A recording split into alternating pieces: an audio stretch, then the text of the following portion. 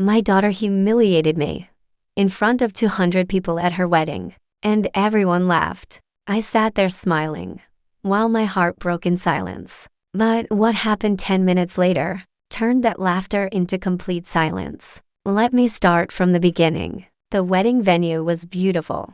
Crystal chandeliers, floor-to-ceiling windows. Lauren looked stunning in her white gown. I was so proud, so happy. Then she grabbed the microphone.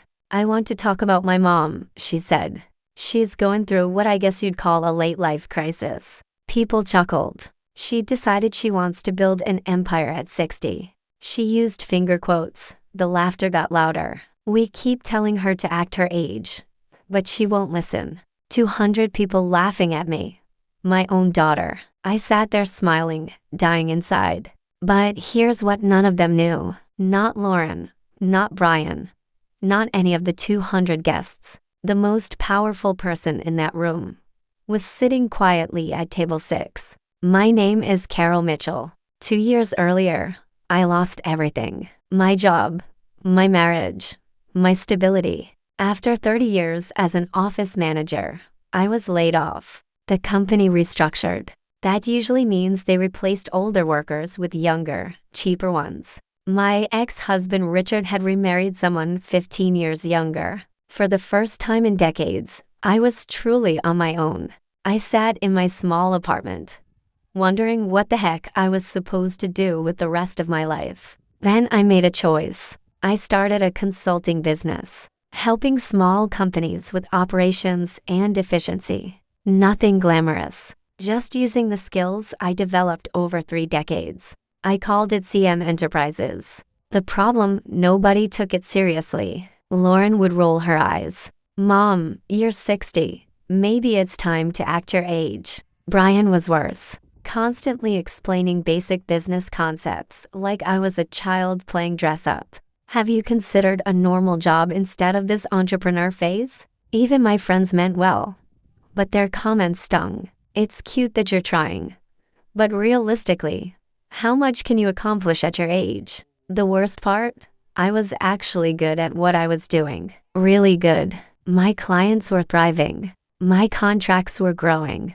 I was making more money than ever. But every time I tried to share good news, they'd pat me on the head like a toddler who'd tied her shoes. Then Lauren started planning her wedding. She made it very clear. She didn't want me talking about my little business to Brian's colleagues. "Please don't embarrass me.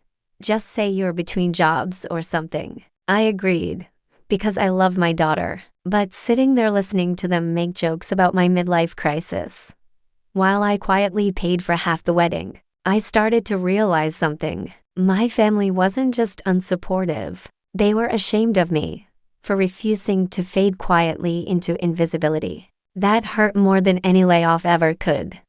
The wedding day arrived. I dressed carefully. Nice, but not flashy. Lauren had asked me not to mention my work. "Just blend in, Mom. Brian's boss, Mr. Reeves, will be there. These are serious business people." I bit my tongue and nodded. The ceremony was perfect. Lauren looked like a princess. I cried happy tears. During cocktail hour, I mingled quietly, stayed away from Brian's work crowd. But I couldn't help overhearing their conversations. Tech people discussing business deals, market strategies, acquisitions. I knew more about their sector than they realized. I kept my mouth shut. Then came dinner. Everything was going smoothly, until Lauren's maid of honor Stephanie stood up. "Now I have to talk about the bride's family," Stephanie said, especially Lauren's mom. The room chuckled. "Carol's going through what you'd call a late life crisis. She decided she wants to build an empire at 60. She used finger quotes, laughter. She's trying to compete with people half her age in business. But hey, at least she's keeping busy instead of just gardening like normal moms." The whole room laughed. 200 people enjoying a joke at my expense. I sat there with a frozen smile, burning inside. But the worst part? Watching Lauren's face. She wasn't embarrassed. She was laughing too. When Stephanie sat down, Lauren stood up. I thought maybe she'd say something nice. Instead, she doubled down. Yes, my mom has been on an adventure lately. She keeps insisting she's building a business empire.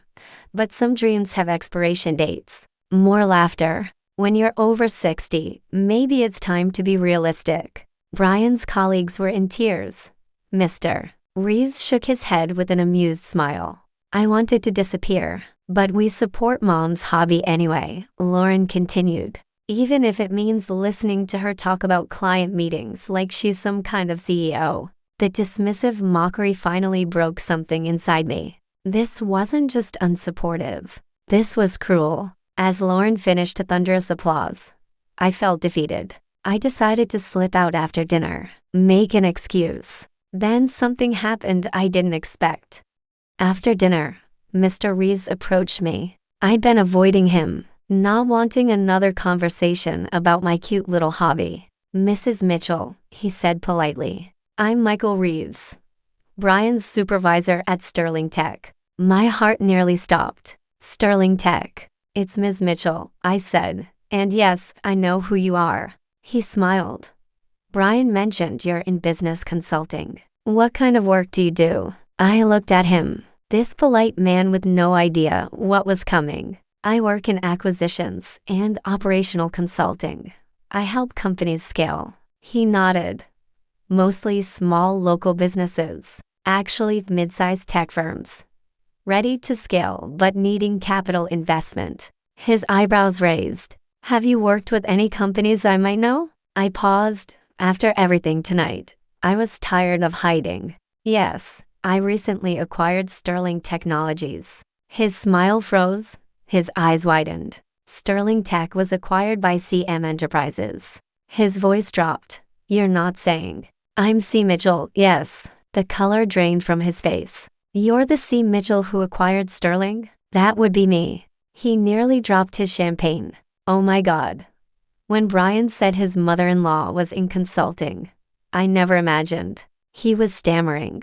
Ms. Mitchell, I'm so sorry. The way people have been talking to you. It's fine. I keep a low profile. But half the people in this room work for companies you own. They've been mocking their own boss. He looked around the room. Your daughter doesn't know? No. She thinks I help local shops with paperwork. Local shops. He shook his head in disbelief. Ms. Mitchell, you've acquired 6 companies in 18 months. A $50 million portfolio. You're a powerhouse in this industry. I could see Brian watching us. Mr. Reeves, please.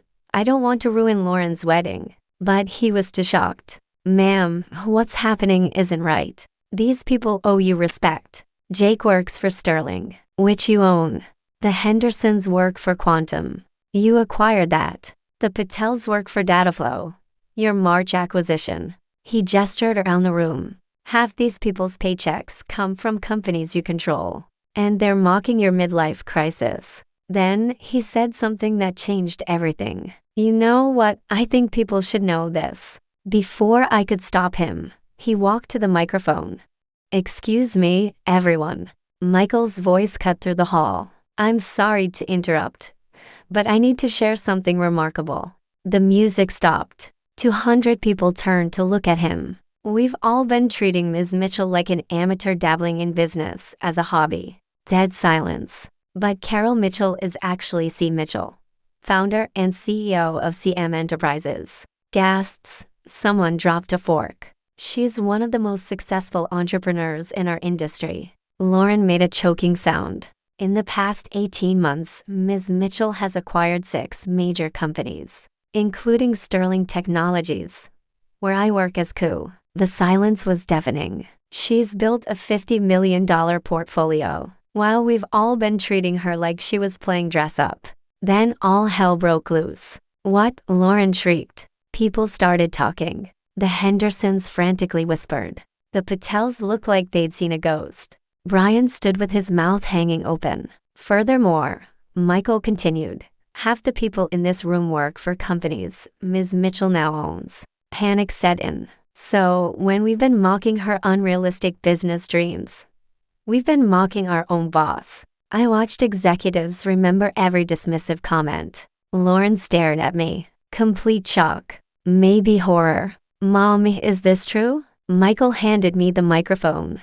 200 people fell silent. Yes, I said, it's true. I'm C. Mitchell. The room erupted. I kept talking. I kept a low profile because I prefer to let my work speak. Lauren, you asked me not to talk about my business tonight. You were embarrassed, so I stayed quiet. But Mom, you said small business consulting. I never said small. You assumed because you thought I was too old to accomplish anything significant. The room was so quiet you could hear a pin drop. When you made jokes about my late life crisis, you were talking about a business with 400 employees across 6 companies. I kept my voice gentle. When you said my dreams had expiration dates, you were talking about accomplishments that already happened. Brian spoke. Carol, I had no idea. I'm sorry. You assumed a woman my age couldn't know more than you. That's worth thinking about. But I watched Lauren. She looked devastated, not proud, mortified. Why didn't you tell me? Because every time I tried, you rolled your eyes. You said my dreams had expiration dates. You asked me not to embarrass you. I gestured around the room. People who now work for me. Michael stepped forward. Ms. Mitchell endured public mockery rather than upstage her daughter's wedding. That's remarkable character. Lauren looked like she was going to cry. So, I said, I hope you'll forgive the dramatic revelation. This wasn't how I planned to spend the evening. But sometimes the truth comes out. I looked at Lauren with love. Now, let's celebrate this beautiful couple. I handed back the microphone. The room returned to normal. But everything had changed. People who patronized me now approached with apologies. Ms. Mitchell, I had no idea. It's fine, I said. But it wasn't fine for Lauren. Her eyes were red. Mom, I was so awful to you. And you just sat there. Because you didn't want to ruin my day. She was crying. What kind of daughter does that make me? The kind more worried about being embarrassed than understanding who I actually am. I kept my voice firm. You stood in front of 200 people and mocked me. You told everyone my dreams had expiration dates. That's not a mistake. That's cruel. She sobbed. We have a lot to work through. 6 months later, things changed. Brian started calling me Ms. Mitchell and asking for business advice. Funny how respect appears when job security depends on it. My sister stopped lecturing me and started bragging about her successful entrepreneur sister. Lauren and I took longer. We started family therapy. At 62, I dragged my 34-year-old daughter to counseling. Turns out being powerful means you don't accept being treated poorly by anyone, including family. 3 wedding guests approached me for consulting contracts. Being publicly revealed as a powerhouse is excellent marketing. Michael Reeves became one of my most trusted executives. These days, when people ask about my late life career change, I just smile. Because at 62, I didn't just build a business. I built a life where no one gets to make me feel small again.